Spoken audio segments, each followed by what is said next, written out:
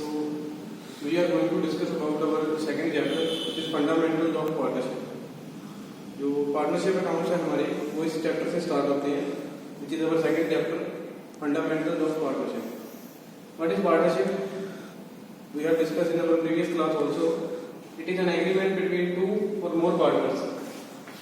दो या दो से ज़्यादा पर्सन्स के बीच एक एग्रीमेंट टू शेयर प्रॉफिट्स और लॉसेज ऑफ बिजनेस. कैसा एग्रीमेंट जिसमें वो प्रॉफिट या लॉस जो भी कुछ होगा वो शेयर करेंगे. Of business carried on by all और any of them acting for all.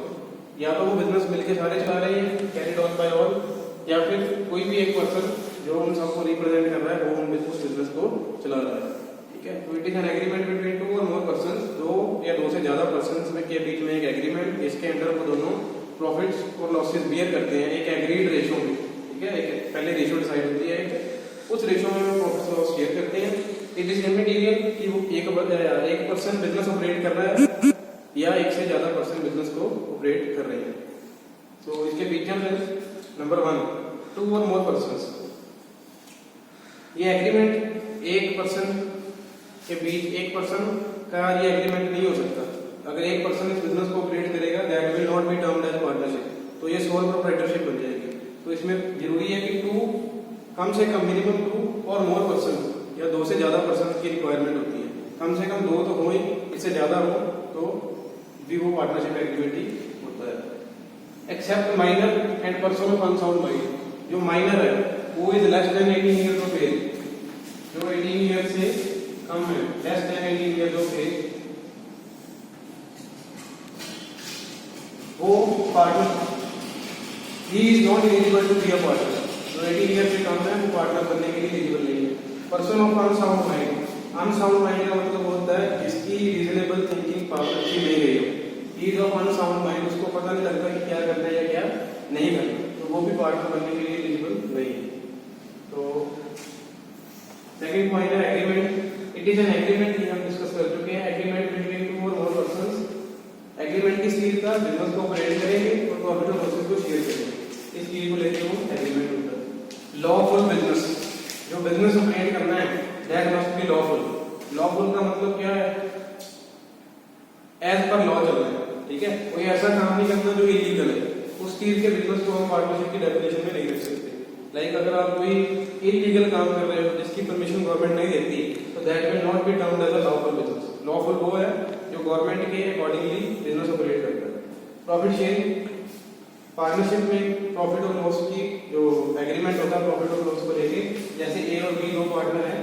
ठीक है. इस प्रॉफिट को वो इक्वली भी शेयर कर सकते हैं, वो 2:1 में भी शेयर कर सकते हैं, वो 3:2 में भी शेयर कर सकते हैं, कोई भी रेशो को डिसाइड कर सकते हैं. इस रेशो का क्या मतलब है? जैसे अगर प्रॉफिट टोटल 100 रुपये हो गया तो हम उसके दो टुकड़े कर देंगे. उसके दो टुकड़े कर देंगे, एक टुकड़ा 50 का हो गया, दूसरा 50 का हो गया, दोनों को एक मिल जाएगा. और अगर 2:1 है तो इसका मतलब हम टोटल प्रॉफिट के 3 हिस्से करेंगे. 2 नहीं करेंगे, कितने करेंगे? 3. तो दो जो हैं वो ए को मिल गए, सपोज ए को मिल गए 2 हिस्से और बी को मिल गया उसमें से 1 हिस्सा. अगर जितनी भी अमाउंट हो, सपोज प्रॉफिट 100 है, तो अब ए का प्रॉफिट कितना हो गया? पहले इसको 3 से डिवाइड करके देखो, 33.33. तो अब ए का जो प्रॉफिट है वो 66.6 या फिर 67 लिख सकते हैं हम. ए का हो गया. ठीक है. और बी का प्रॉफिट कितना हो गया? 33 अप्रोक्सीमेटली. सो इस तरीके से हम प्रॉफिट को डिवाइड कर सकते हैं. वो रेशो पार्टनर्स मिलकर डिसाइड करेंगे कि वो कौन सी रेशो होगी. So this was about introduction of partnership. अब हम कंटिन्यू करते हैं. पार्टनरशिप डीड क्या होती है और उसके क्या एसेंशियल कैरेक्टरिस्टिक्स होती है.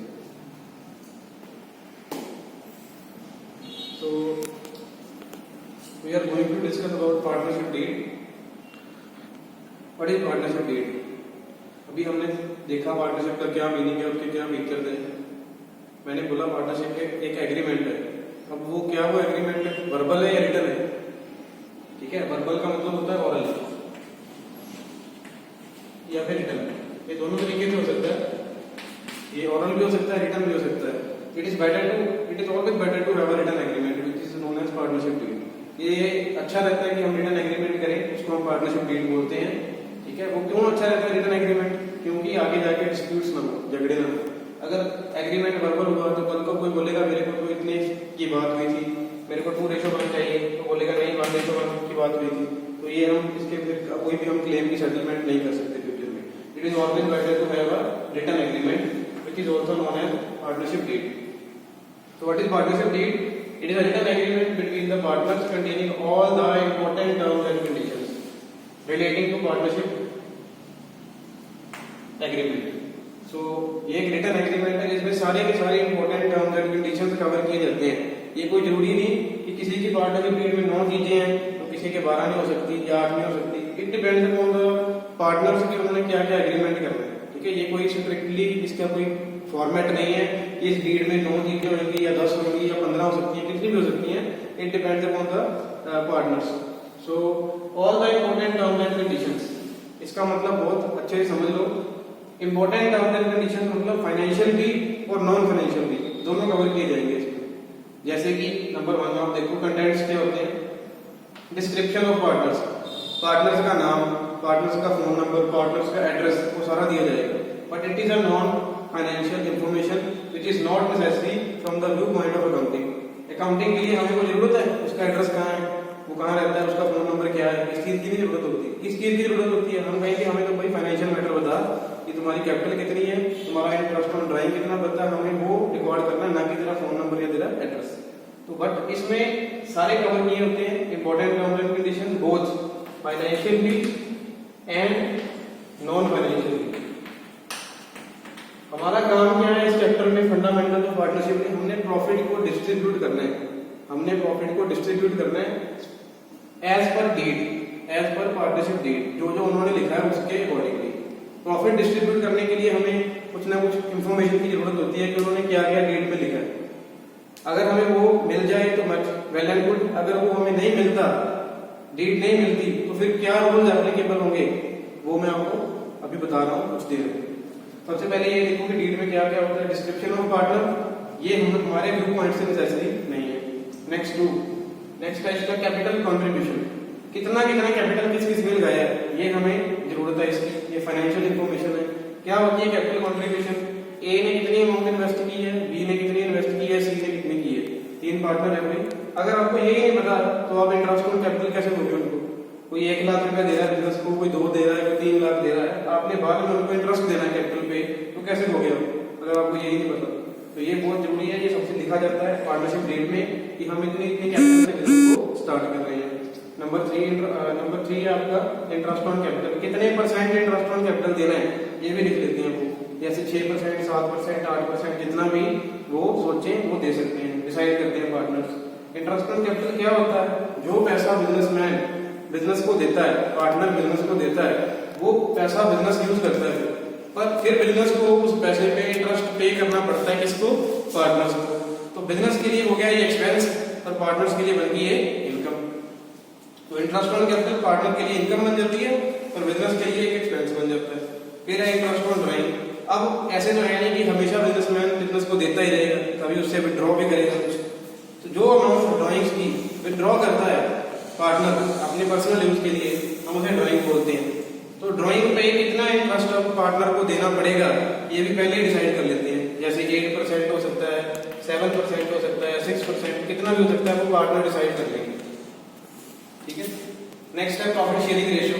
इसमें ये भी लिखी होती है कि कल को कोई बोले कि मेरे को तो आपने आधा प्रॉफिट बोला था, आधा तो आपने दिया नहीं, तो इससे बेटर ये है कि वो प्रॉफिट शेयरिंग रेशियो स्टार्टिंग के टाइम पे डिसाइड कर लें। अगर सपोज मैंने बताया था 2 पार्टनर है तो 1:1 भी हो सकती है, 2:1 भी हो सकती है, कोई भी और रेशियो जो हो उनको ठीक लगती है वो डिसाइड कर सकते हैं। रेम्यूनरेशन टू पार्टनर, ये क्या होता है? सैलरी और कमीशन। सैलरी और कमीशन, प्रॉफिट के बिना उनको कुछ सैलरी मिलती है फिक्स, जो फिक्स होती है उनकी मंथली।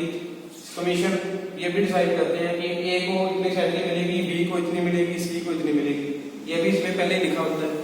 उसके बिना वैल्यूएशन ऑफ गुडविल, ये आपको आगे पता चलेगा। गुडविल क्या होती है? बिजनेस की रेपुटेशन, उसको कैसे वैल्यूएट करना है, मॉनेटरी टर्म्स में आप कैसे दिखाओगे, ये भी इसमें लिखा होता है। कौन सा मेथड अडॉप्ट करना है आपको।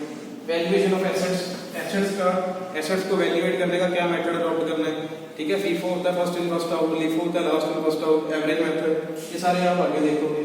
नेक्स्ट है ड्यूरेशन ऑफ पार्टनरशिप।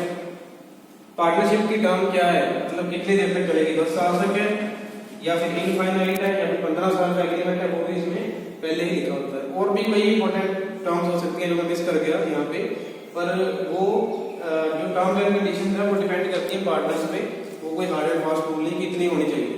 तो जो इंपॉर्टेंट है वो मैंने आपके साथ डिस्कस कर ली है। आपने ये देखना है कि पार्टनरशिप डीड आपको वो दे भी देगा, उसमें से आपने क्या क्या काम उठानी है, आपने क्या ये काम के बारे में सोचना है, तो आपको स्टोरी बना के देगा। ए दिल्ली में इस घर में रहता है, बी गुड़गांव में इस घर में रहता है, तो हमने इसका कुछ नहीं करना, उसका फोन नंबर ये है, उसका फोन नंबर ये है, इसका हमने कुछ नहीं करना, ये अकाउंट्स में थोड़ी रिपोर्ट होता है। उसके बाद है कैपिटल कंट्रीब्यूशन, ये आपको जरूरत पड़ेगी कितने कितने कैपिटल है, क्योंकि आपने क्या निकालना है, फिर इंटरेस्ट और कैपिटल निकालना है। फिर आपको ड्राइंग्स की जरूरत पड़ेगी, कितने पैसे उसने पे ड्रॉ किए और उसका क्या इंटरेस्ट और ड्राइंग डिसाइड हुआ, ठीक है। एज पर रूल चलेंगे बच्चे, हमें वो कागज देगा, ये डीड का पेज देगा, ठीक है। डीड बनेगी कैसे ये बता देता हूँ, सारे पार्टनर उस पर साइन कर देंगे, स्टैंप लग जाएगी फर्म की और वो बन जाएगी आपकी पार्टनरशिप डीड। अब बात आ जाती है, अगर ये डीड डिसाइड ना हो, अगर ये एग्रीमेंट ना हो, तो फिर क्या क्या रूल्स एप्लीकेबल होते हैं। अगर तो डीड है तो आप उसके अकॉर्डिंग चलोगे, जो आपको वो देगा। अगर डीड नहीं है तो आप अपने रूल लगाओगे, जो कि आ जाते हैं under the partnership act 1932। So वो डिस्कस कर रहा हूँ मैं रूल अभी आपसे, rules applicable in the absence of partnership deed.